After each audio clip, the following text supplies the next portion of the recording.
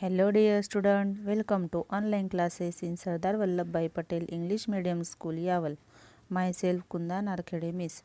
Today we are going to learn Shiva Chhatrapati Environmental Studies Part 2 Standard 4th. Lesson number 16 Campaign in the South म्हणजे दक्षिणेतील मोहीम. शिवाजी महाराजांनी दक्षिणेतील मोहीम कशी पार पाडली हे आपल्याला या पाठामध्ये बघायचे आहे.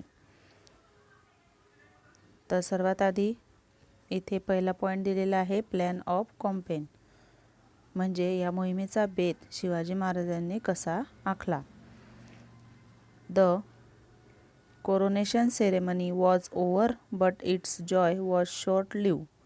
A short while after the coronation on 17 June 1674, Masai passed away. While all his subjects look upon Shivaji Maharaj as their protector, Shivaji Maharaj himself depended upon the advice and help of Masai. She was the true guide and guru in his life. He was deeply grieved at the loss of his mother, but he had very little time for sorrow because he had administered the kingdom which he had established. तो बच्चों, हमने पिछले lesson में देखा था, क्या देखा था कि शिवाजी महाराज ने उनका राज्याभिषेक सोहरा कैसे पार किया, यानी उनका राज्याभिषेक सोहरा कैसे मनाया, ये हमने 15 नंबर के लेसन में देखा. तर बघा, राज्याभिषेकचा सोहळा हा त्यांनी तर पार पाडलाच, पण हा आनंद त्यांचा फार काळ टिकू शकला नाही.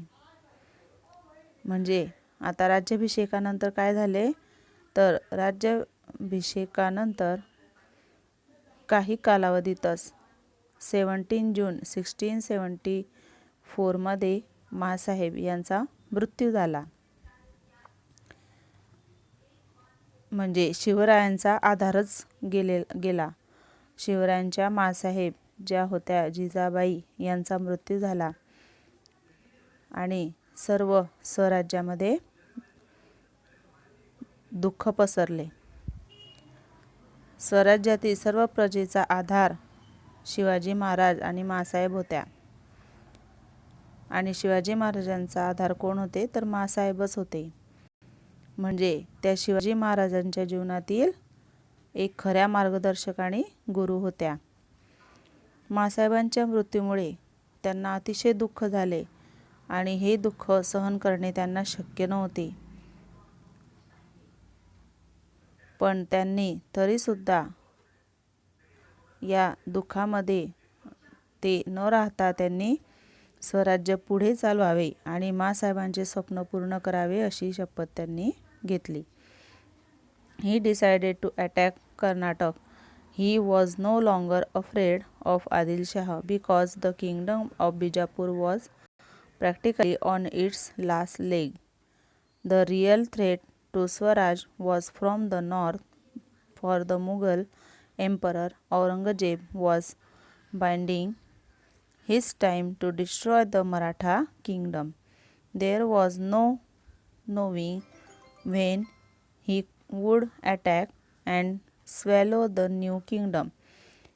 Shivaji thought that this campaign would create a powerful base in the south from where he could resist the blows of the Mughals. With this in view, he planned his southern campaign.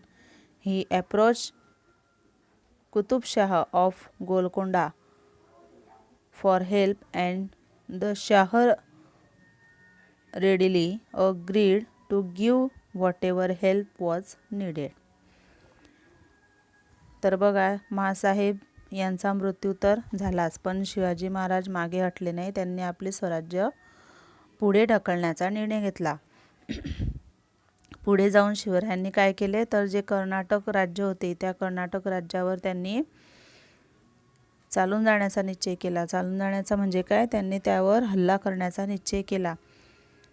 आता त्यांना आदिलशहाची भीती वाटत नव्हती, कारण आदिलशहा हा घाबरलेला होता.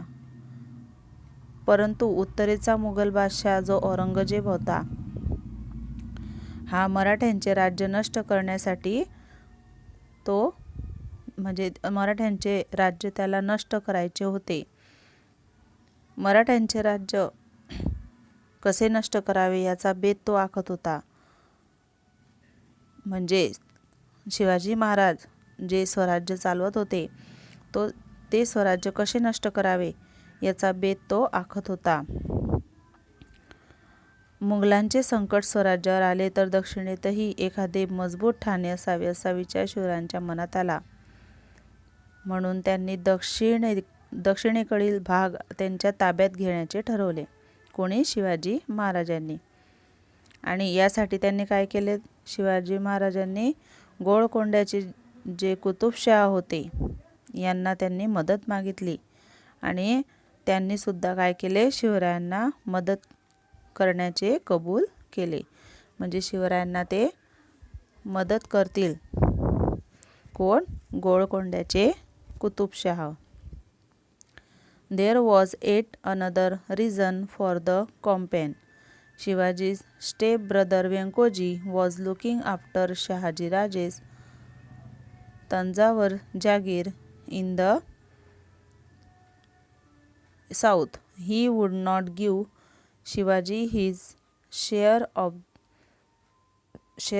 the ancestral Jagir. Neither did he display